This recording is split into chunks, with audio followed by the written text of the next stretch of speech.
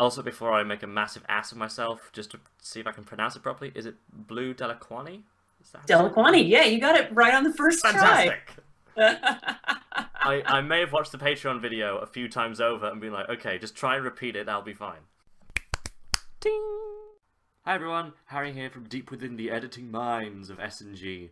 I realised after finishing editing this mammoth interview that we talk a lot about the Kickstarter and about the process of printing and publishing and conventions and alternative history and books and Czech plays and all kinds of amazing things, but we don't really talk that much about the plot of the comic itself. So if you've not read it already, disclaimer, O Human Star is an awesome webcomic. It's more than 4 chapters through now, I believe, that revolves around the robot revolution. 2 men who made it happen, but one of them died and has now returned in a robot body, doesn't know why, and is having to deal with the future shock of how his empire continued afterwards in ways he never expected. And they're raising a girl who's also synthetic, and there's elements of queer culture in there and robot culture, and it's all fascinating and interesting stuff, and I love it, I recommend it heavily. And yeah, if you want to know more about it, here is the creator, Blue Delliquani, talking about it herself. This is the Sexy and Geeky interview with Blue Delliquani. Hello, lovely to meet you. Hi there. Good to see you, Harry. Fantastic. And you've just put your Kickstarter up for O Human Star, which has been going nearly 3 years now. Yeah, it'll be 3 years in February 2015. So just about. It's hard to believe it's been that long. I'm trying to remember when the snowball kind of started rolling, because it definitely wasn't to begin with. This has been the first big project I've ever really done at the scale, so nobody was paying attention at the time. I was barely out of college. I honestly don't know. It might have been around my first time going to Stumptown. I think that was probably when people started actually reading my stuff. So who knows? That makes sense. I've had a lot of great things about Stumptown. I would love to go there at Yeah, some point. it was a great convention, and it doesn't exist in its current form anymore. And right now there's like this vacuum in Portland convention culture that people are trying to fill. Oh no. It's kind of a bummer, because it was like kind of the perfect convention other than SPX, which is just hands down the best convention I've ever done. It was great. Sometimes you just find that one thing and it's like the mix of people from AAA and indie is perfect. The number of people Hmm. attending is good. It just seems Hmm. to work. It's rare to find that kind of thing. For here in the UK, I think it's Thought Bubble is the one that does that. Yeah, I've heard really good things about Thought Bubble. That would be fun to go to one day. I would highly recommend it. Oh, it's on next month. I'm so excited. Oh, yes. Kate Leth isn't coming this year, sadly. But Mhm. Natasha Allegri is the guest of honor. Oh, that's exciting. I know, being Puppy Cat, right? Everyone's so excited. It really says a lot that, like, of the conventions I've been to in the last year, there have been lots and lots of bees and puppy cats running around. Everyone's super duper excited about that show. Mm-hmm.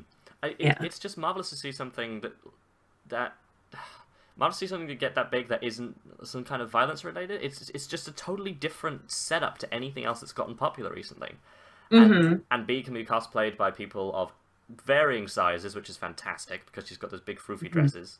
It's Hmm. just marvelous to see that that's gotten so big. Yeah, I'm thrilled for Natasha. and That she's very sweet too. I've seen her like once or twice, and like all the people on the crew that I've met, because they tend to come in like groups Mhm. whenever the bee and puppy cat posse show up, and they're always very very generous and nice. Oh, awesome! I'm gonna have to get Fiona and Cake signed because she did that as well. Uh, Hmm. that and oh, what's his name? Brandon something. Who does Gotham Academy and the new Batgirl. Oh, I'm completely blanking on his name. Yeah. Fletcher, Brandon Fletcher. Okay. Have it behind me. A reminder that I need to review it at some point because it's awesome. Oh, good lord, the tangent has started way too early. Oh yeah. So it's been going nearly 3 years. Mhm. Fantastic.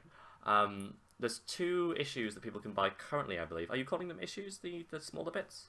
Yeah, I'd had when I started printing chapters individually, I'd done them by chapter, and there was a third chapter that I printed for the 2014 convention season. But because I knew that the Kickstarter was going to be launching in October, I was reluctant to sell them online because I didn't want people to like just buy a thing and then be like, oh, just kidding. You've got, this other thing that you can drop money on if you want to.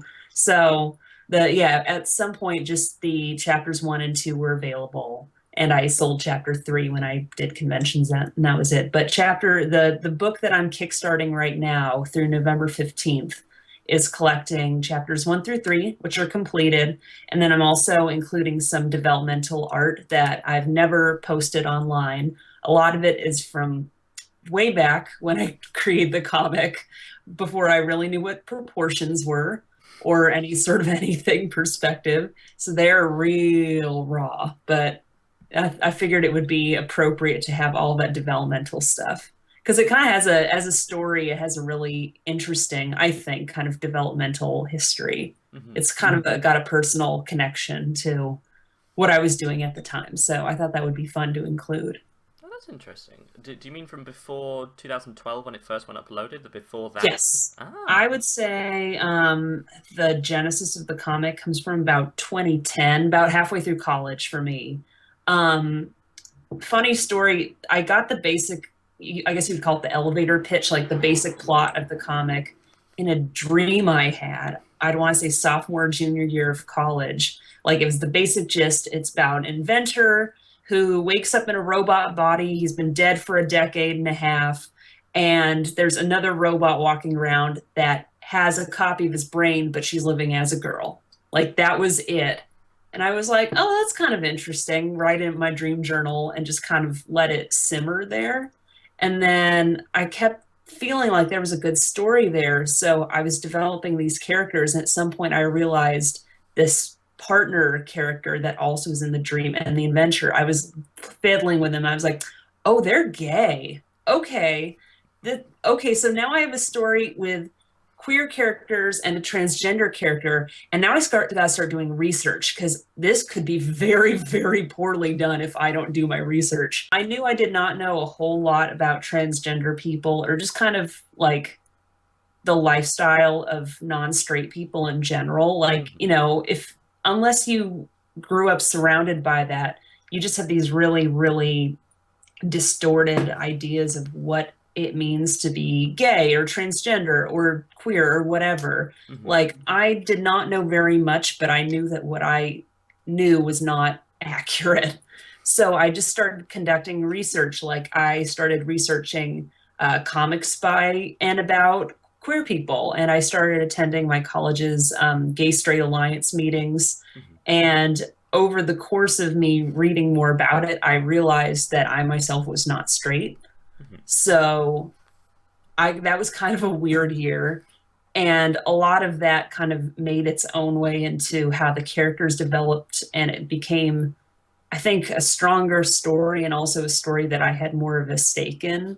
So I don't know. It just had by the time I actually got around to fleshing out the plot and doing all of the practical preparations for launching a comic online, like, I feel like I had a lot more investment in it being an authentic queer story, but I also had sort of the vocabulary and the idea of the story I wanted to tell with these people. And I felt like I understood them better. Oh, that's awesome. Yeah, it was kind of an interesting genesis for it. But apparently it's uncommon for someone to have this idea for a story and be like, oh, this can be a great story if I do this right. I was very lucky in that respect. But it's also rare for someone to be able to go from, like, have the genesis idea of the story and for it to go down without massive, massive changes. Like, things rarely arrive fully formed from what I can tell. Yeah, like, I feel like the basic plot or the basic gist, sort of the seed of the comic was intact from the start. In that respect, they didn't change. It was mostly just a matter of figuring out how these 3 characters got into the position that they were. Helped me understand sort of like what their relationships to each other were and their personalities. And then as time went on, and this kind of happened also after I launched the comic proper and I realized the world had to get bigger, there were a lot of side characters and side plots that got fleshed out or just introduced entirely after the fact. Like a lot of there's a side character who is a amputee and has three prosthetic limbs out of four, and she makes her career basically from developing advanced prosthetic limbs, and her whole kind of character arc didn't really come about until after I'd started the comic, but I knew she had to be there. Like, I felt like there needed to be a foil to a lot of what was going on, and I really liked what she brought as a character. So, you know, it was one of those things. She's also just marvelous and shows off a lot of really cool designs. I love her. We live in a really, really, really great decade for artsy prosthetic limbs, and her sort of attitude and a lot of her fashion sense comes from a real prosthetic activist and athlete, an American woman named Aimee Mullins, who... Oh, she's the one with the cheetah and the wooden legs that's done yes, TikToks. Yes, you know her. Oh, she's fantastic. Yeah, she was really cool. When I was in college, I watched a TED Talk that she did.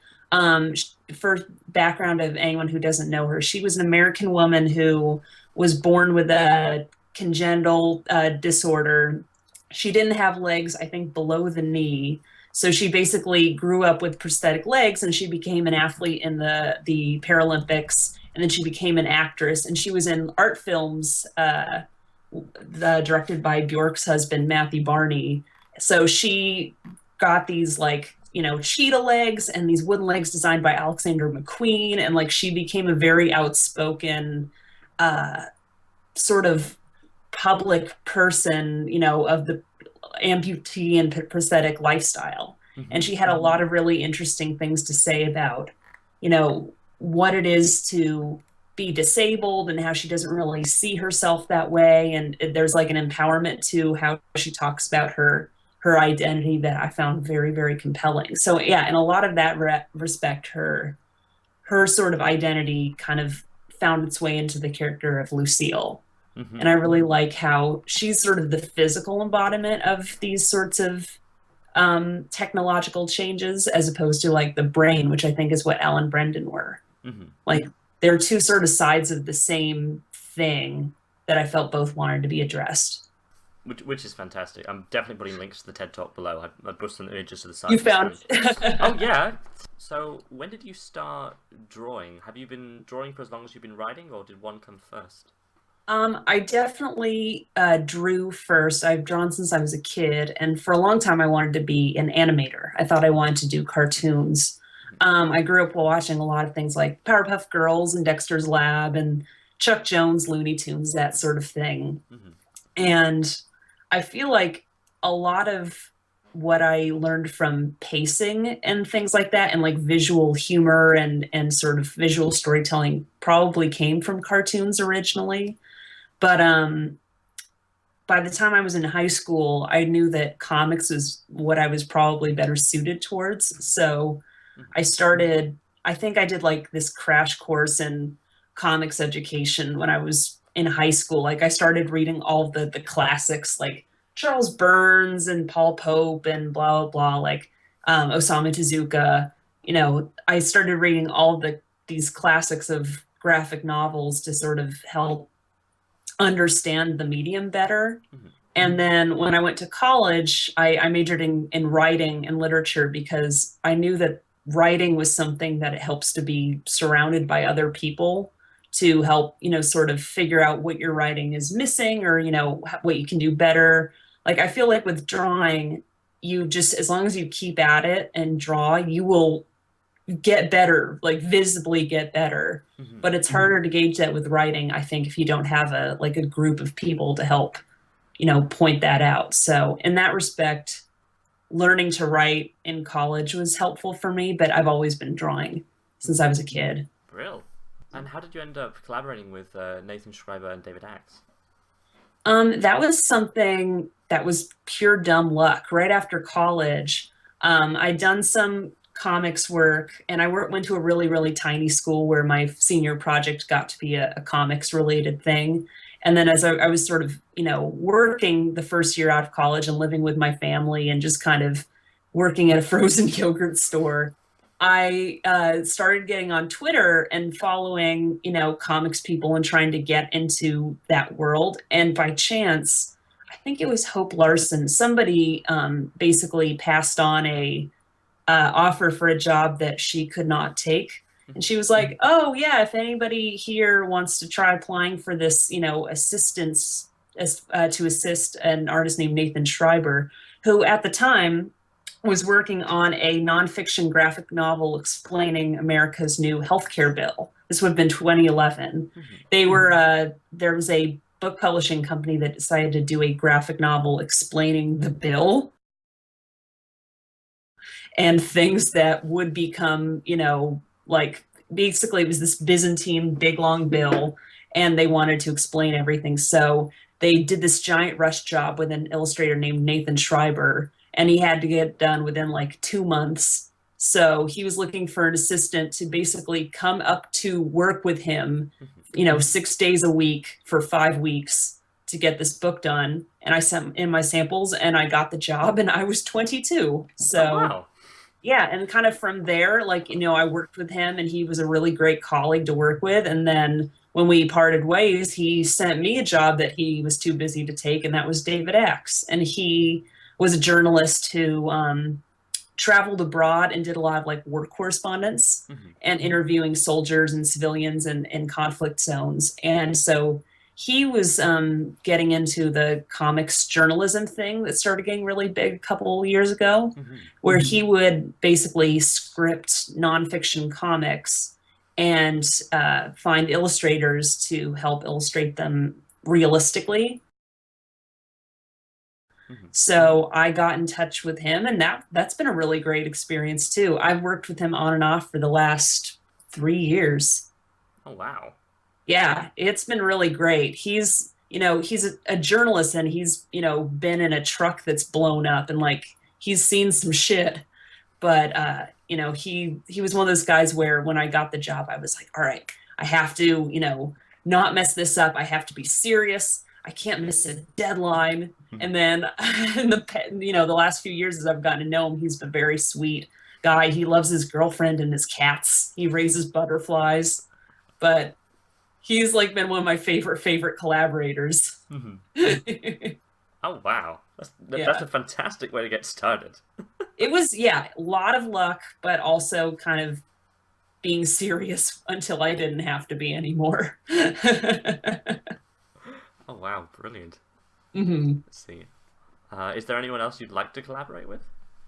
Oh, yeah. I mean, there's people who I've gotten to meet, in the last few years of working in comics that would be amazing to work with. It's funny that you brought up Erica Moen earlier, because she and Matt Nolan have actually reached out to me about doing a comic for Oh Joy Sex Toy, like a guest strip. Wow. So if all goes well, I'll probably be working on one with them in the next few months. But that was something that I was kind of blown away by when they contacted me. So I'm super duper looking forward to working with them on something.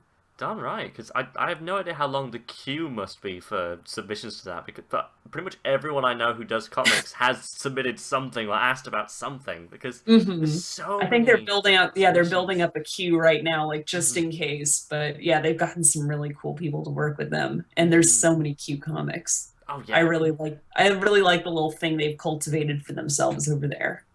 Oh, it's fantastic. I heavily recommend it to anyone watching this. Yes, yeah, absolutely. Erica Moen's Oh Joy Sex Toy is outstanding. So, moving back to your own comic, where does the title "O Human Star" come from? It is a phrase from a Czech 1920s play called Rossum's Universal Robots. That's considered the origin of the English word robot. Back in the 20s, this playwright, Karl Čapek, wrote basically a play about a industry of robots, like artificial people, that eventually rise up over their human masters and kind of reestablish a new world order and that kind of thing.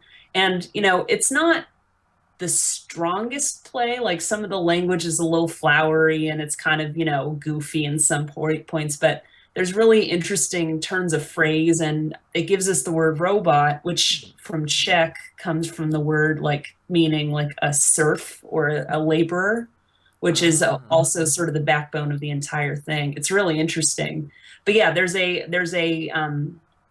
soliloquy near the end where there's an entire thing about the light of humanity and, sort of how legacy kind of, goes on even if human civilization wanes. And there was an expression, "O human star," that I just thought was very pretty, and it kind of stuck with me. You will stand watch, O human star, burning without a flicker, perfect flame, bright and resourceful spirit.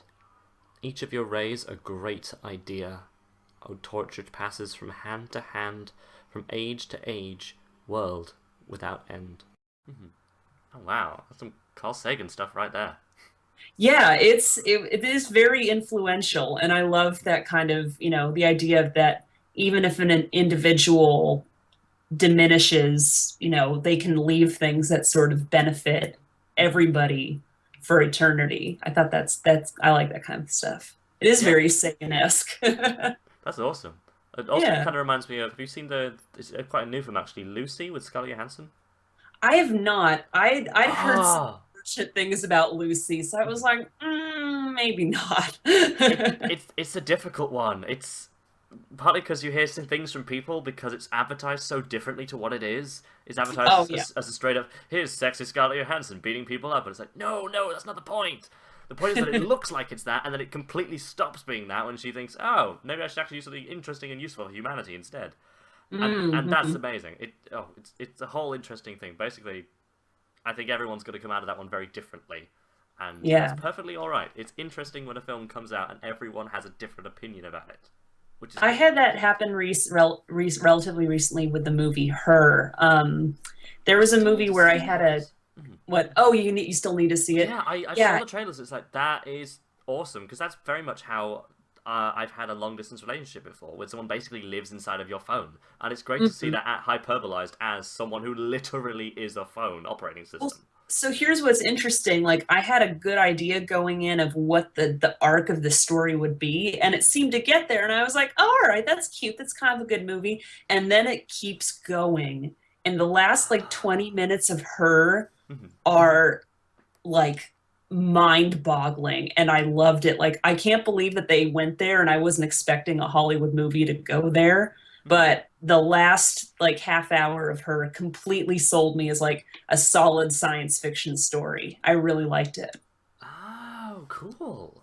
Yeah, I highly, highly recommend it. And yeah, I've had some conversations about people who really disliked Her or were really troubled by the implications of Her, but I loved it. Sweet. I'll add it Yeah, to the list of things I have to check out. absolutely, absolutely. What other things inspired Oh Human Star, do you feel?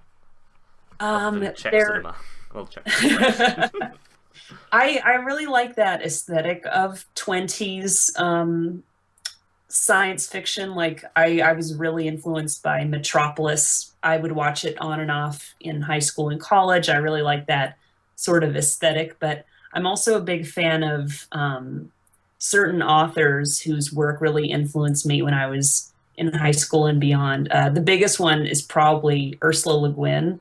And anyone who's familiar with me on Twitter or whatever, I've noticed I've talked about her a lot because I've convinced at least two people in the last week to start reading The Left Hand of Darkness, which is by far probably the novel that's had the biggest influence on my life and my work.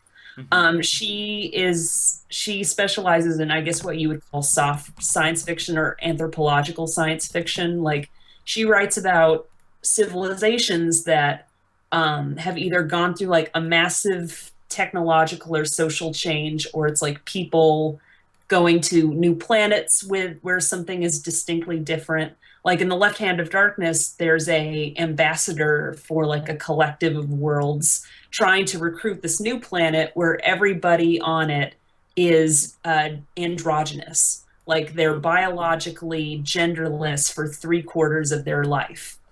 Huh. So there's like an entire civilization where basically the male female duality does not exist, and it's also a planet in the middle of an ice age. So she just is amazing. She just crafts this amazing world that is gender free, but also dominated by cold and ice and snow, and just it's beautifully written. I loved it. Like she's very, very good at that, and that's sort of writing about societies that are vastly different from our own in like this one particular way, or going through this like big thing that everyone's trying to adapt to. Like she was really good at that, and Octavia Butler was also very, very good at that. I like sort of turn of this like middle century feminist science fiction writers, if that's a genre. If it's not, it should be. That's an awesome title for a It genre. totally should be. And she also wrote a book in that same universe called The Dispossessed, which is about a planet of people who have like moved off world from the neighboring planet, and they've set up an anarchist society with no concept of ownership. Oh, Like it's bananas. I really, really liked it too. that's interesting. I do love a good what-if story that just takes a concept as like, okay, let's start from here and see what happens if you progress. Those are super great. I'm actually in the middle of a alternative history book by Kim Stanley Robinson called The Years of Rice and Salt, which hypothesizes what would happen if the Black Plague had annihilated all of Europe's population instead of a third. So it basically follows the next 700 years of human society where Islam and like Chinese cultures take the lead in science and technology and exploration instead. Like it's super interesting. Like it goes up through 2002, and they've discovered, the new world, and they've, examined like gravity and like light physics, and just like it's super interesting. Man. I love alternative history. That super cool. Sentenced to prison, I think it is, and it's where a journalist has to go and inspect this planet and discover what it's about. The difference is that instead of being carbon-based life forms, they're silicon-based. And so it builds out of that as to what would the body do differently, and so apparently their insides are more like circuitry, and it's differently constructed. So it's an alternative history from a chemical level, which is a very different idea. And I'm wanting to read that one, but that's one that's been recommended to me.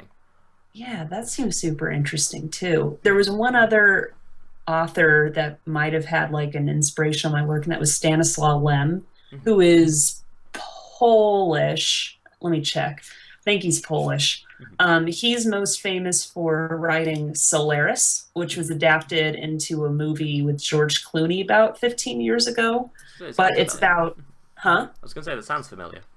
Yeah, it's about an astronaut who has to check up on a space base on a sentient planet that can only communicate with the humans by impersonating other humans. And it decides to communicate with this astronaut by creating an avatar of his dead wife. So, yeah, it's super duper cool. Yes, he is Polish. Interesting. Yeah. That also leaves me excited to watch, is it Automata, the new Antonio Banderas film that's coming up? I do not know that one. Oh, I didn't know really? Antonio Banderas is still doing movies. Yeah, surprisingly. Hey, I'm going to quickly Google this just to make sure. I keep thinking it's Automata, but I might be... Automata, Antonio Banderas. Yeah, Automata. From the trailer looks really cool. Basically, the idea is... it's almost like a human star in a way. Like, if robots have evolved to a level where they have intelligence, what would happen? And so it's kind of like iRobot, but Banderas is tracking down what's going on with these robots, that one of them has been altered and limiters have been removed, and they actually develop artificial intelligence. And then the idea is that if you do that, what happens? Well, one of them makes two more that has that, and then it spreads, and then society's kind of panicking, like, we have to stop the robots from thinking too much. And then they kidnap Antonio Banderas and try to show him what they're doing. Which, the trailer's really well shot and fascinating looking, and I can't wait for that one at all. But yeah, he's still about, apparently, which is... He looks real gritty. Like, it looks like aged. he's bald in this movie, and the last time I can think of him, he's always had long hair in, like, everything I've seen. Like, Interview with the Vampire and Interview Zorro. especially, yeah. The Nasonex bee, like that's the most relevantly thing I can think of is being a bee in a nasal spray commercial. He has range. He has a really interesting range Yes. there of sexy vampires and bees. Hmm. Oh dear. So as for our own alternate history, since Solo was created or born in 2005, how Hmm. much do you think has differed from, like, where do you think the major differences are between our timeline and No Human Stars timeline? Is there anything major you think has happened which you think is quite cool? Or I never really hammered down a lot of the concrete details. Like, I always assumed there was a bit of a difference. And at one point, I think I was trying to design smartphones that would realistically exist in 2021. And I was having difficulty. And I was like, all right, well, maybe this is the universe where they focused on robot development instead of phone development. Maybe that's the difference. So that's kind of been my joking, like, divergence point when people ask me that. I don't know. It'd be hard for me to nail down exactly what would be different. Like, there's things that I choose not to focus on so much, like, wars and cultural things specifically, since it, hinges around 2001. But I don't know. I feel like if there was going to be anything, maybe more of a cultural enthusiasm for robots as opposed to communicative technologies. I mean, that's probably what I would say. There was one reader who had a really interesting like fan theory for what the divergence point is that I don't remember so much anymore. Like I know it had something to do with Alan Turing, and I would have to look it up and see. But yeah, it was pretty interesting. I have some very, very thoughtful and enthusiastic fans who love talking about stuff like that. So I kind of just let people decide what they want. And, usually their theories are, make sense within the realm of what I've presented. So I'm like, yeah, sure, go for it. awesome. Somebody at a convention asked me recently whether Alan Solo were meant to be autistic or not neurotypical. And I was like, I never thought of it that way. I could see that. Yeah, go for it. So it's like, no, since then, nothing's really changed about how I've depicted them, but now I'm kind of aware that it's there and that it makes sense. And as someone who's neurotypical myself, I just kind of, let them read into that what they want, because why not? But yeah, I love stuff like that. Awesome. Yeah. You do have some amazingly enthusiastic fans. Like, the amount of fan art you have on your website is incredible. Oh my gosh. Oh, so good. It's really good. Like, I really love, there are these two sisters, I think they're twin sisters, that will just take pictures of them cosplaying as Sola mostly, but a lot of my characters, and they'll just take pictures of themselves and post them. It's adorable. I love it. It's so sweet. Oh, that's awesome. Yeah, it's really great. And they'll meet them at conventions. And there's one girl who is a volunteer at SPX a lot of the time, and so I'll see her. It's just really fun. I love how enthusiastic they are. That's the big thing about me doing comics that I was not expecting when I got into it, and now it's my favorite thing. Was there a definite turning point from the original Stumptown you did, where it was people coming and be like, "Ooh, what's this thing?" to people being like, "That thing is here."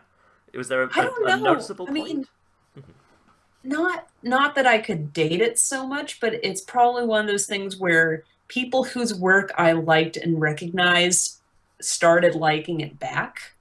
And I don't know if it's just because I'm more aware of their stuff and, what they broadcast to other people. But yeah, when there were people who I would meet behind tables at conventions and whose stuff was really fun, who also like my stuff back and are really enthusiastic, even though they are by far more technically skilled artists and writers. And what are you talking about? Like, I don't know. At some point that started happening. I was just like, I don't know what happened to my life. Awesome. That's totally fantastic, though. After 3 attempts at exporting over an hour's worth of interview and my program just failing, I'm giving up. I'm splitting up in 2 different halves. I'm so sorry. The second one will discuss more about the Kickstarter, including the side story that is exclusive to it, and the other reward tiers that are available, as well as a lot more random, tangent things, discussions of podcasts, discussions of other comic artists. The whole interview is a blast. Look forward to it, but in the meantime, feel free to read Our Human Star and check out the Kickstarter below.